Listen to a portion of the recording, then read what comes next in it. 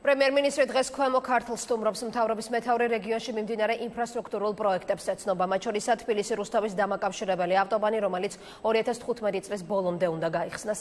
ვიზიტის ფარგლებში პრემიერი ღარიბაშვილი მარნეულის სოფლებსაც ესტუმრა, მოგვიანებით კი მოსახლეობას რაიონის კულტურის ცენტრიდან მიმართა.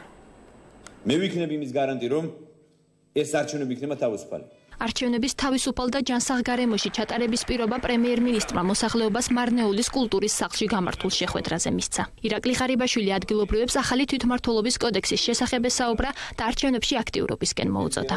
ჩვენ მივიღეთ ახალი კანონი. თვითმმართველობის კოდექსი.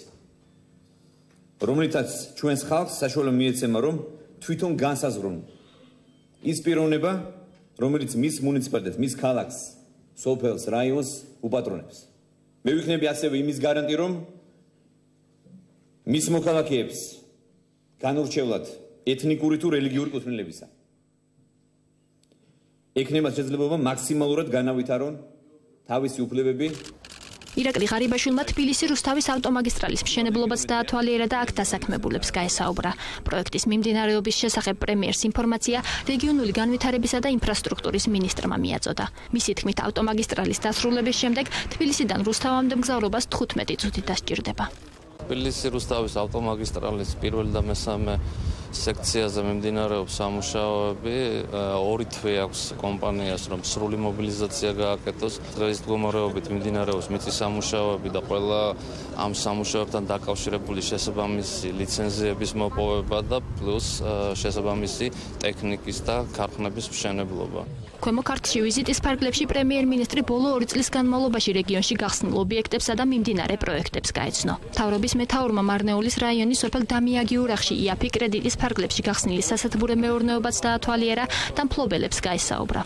გასახდებული ზამთრის პროგრამის ფარგლებში ჩვენ ვაპირებთ, რომ ყველგან მასიურად გავაჩეროთ სათბურები, იმიტომ რომ ზამთარში რომ მოხდეს ადგილურ ბაზრის მომარაგება. ეს სათბური ამ ზამთარში გარედან შემოტანა. ზამთარში იმუშავებს, ხო? დიახ, ეს იმუშავებს და კიდე აქვს სურვილი, რომ 3 ჰექტარი აიღოს.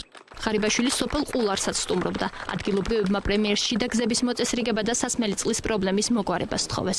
საუბარი შეეხო სოფლის პედაგოგების სახელმწიფო დანამატების შეფერხების მიზეზებსაც. სამწუხაროდ ყველა რეგიონში, ყველა რაიონში დამხვდა იგივე პრობლემები. ძალიან მძიმე პრობლემები დახვდა ჩვენ.